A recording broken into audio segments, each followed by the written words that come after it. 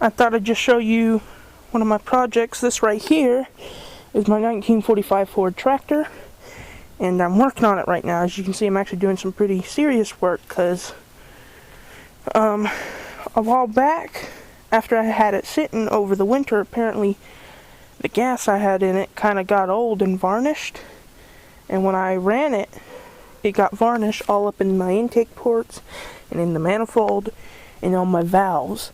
And what happens is that they got all the valves stuck, and then all the intake valves are stuck, and it wouldn't run.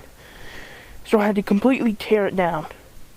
And this is actually the second time I've had to do this. The first time I thought I got it done, but then I just drained the tank. But apparently when I put the new gas, all the varnish just got in the old gas, from the old gas, mixed with it, and it happened again. So I'm doing this more thoroughly this time. And I'm making sure I'm cleaning out all my ports. And as you see, I have a valve spring compressor.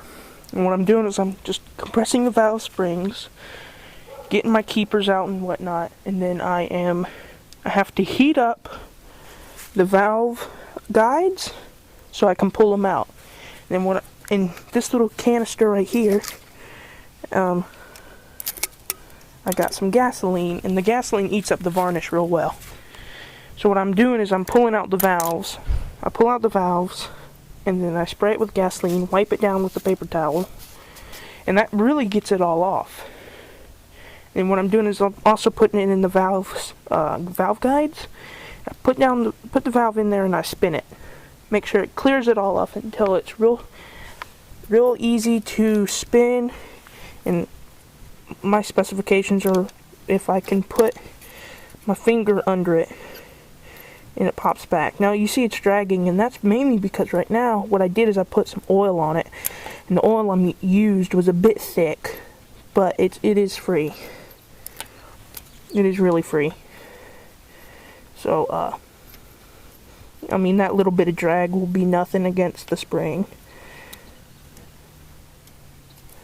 Anyway, and I got this valve done and this valve done. I need to do these valves. And I'll do those tomorrow, because as you can see, it's gotten late. It's about 4 o'clock here in Alabama, and 5 o'clock is when the sun goes down. I personally hate it, because that means I gotta get all my stuff put together early. Don't have as much daylight time to work on this, but, well, I can't do anything about that. But I thought I'd just show you what I was doing. And I got all new gaskets. Ended up needing a new valve spring, because when I tried to, it was this valve actually, when I tried to, when I heated up the valve guide to get all the varnish thin enough to where I could at least pull it out, I got the spring too hot, and as you can see, as it was compressed, it burnt it, and it's stuck like that now. So it was messed up. And I think I might have accidentally done it to another one after further looking at it further. So I think what I'll just go ahead and do is get all new valve springs for the intake.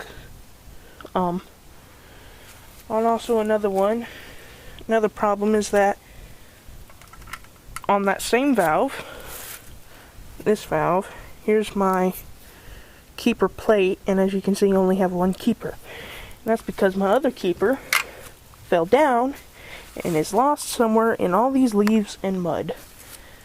And I took my keeper